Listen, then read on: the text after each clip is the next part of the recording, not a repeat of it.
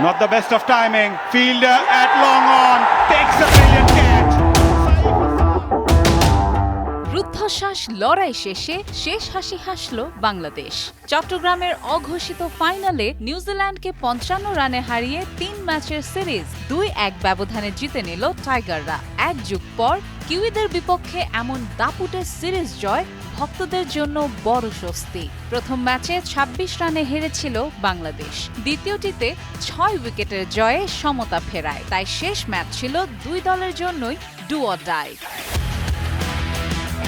Toss হেরে bat করতে নেমে শুরুতে চাপে পড়ে বাংলাদেশ। পাওয়ার প্লের মধ্যেই ৩ উইকেট হারিয়ে ১০ ওভারে আসে মাত্র ৩৬ রান। ওপেনার সাইফ হাসান, তানজিদ তামিম ও সৌম্য সরকার দ্রুত ফিরলে ধাক্কা খায় দল। তবে সেখান থেকেই ঘুরে দাঁড়ান নাজমুল হোসেন শান্ত ও লিটন দাস। চতুর্থ উইকেটে ১৬০ রানের জুটি গড়ে দলকে শক্ত ভিত দেন তারা। শান্ত খেলেন ১০৫ রানের দারুণ ইনিংস। লিটনের ব্যাট থেকে আসে ৭৬ রান।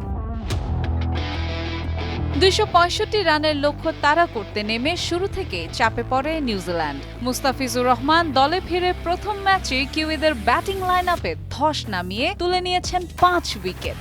২০১৯ সালের পর ওয়ানডেতে এটি তার প্রথম ফাইফার এবং ক্যারিয়ারের ষষ্ঠ ৫ উইকেট শিকার। বড় ম্যাচে বড় পারফরম্যান্স করতে জানেন। চট্টগ্রামে আবারও সেটি প্রমাণ করলেন এই বাঁহাতি পেসার।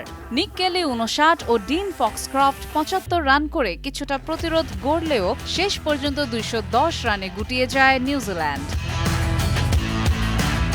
ব্যাট হাতে ১০৫ রানের অসাধারণ ইনিংস খেলে ম্যাচ সেরা হন নাজমুল হোসেন শান্ত। আর পুরো সিরিজ জুড়ে ধারাবাহিক পারফরম্যান্সের স্বীকৃতি হিসেবে সিরিজ সেরার পুরস্কার উঠেছে নাহিদ রানার হাতে। এই জয়ের মাধ্যমে টানা ২ সিরিজ জিতল বাংলাদেশ। পাকিস্তানের পর এবার নিউজিল্যান্ডকেও ২-১ ব্যবধানে হারিয়ে বিশ্বকাপের পথেও এক ধাপ এগিয়ে গেল টাইগাররা। সাদিয়া ইসলাম, টাইমস টুডে।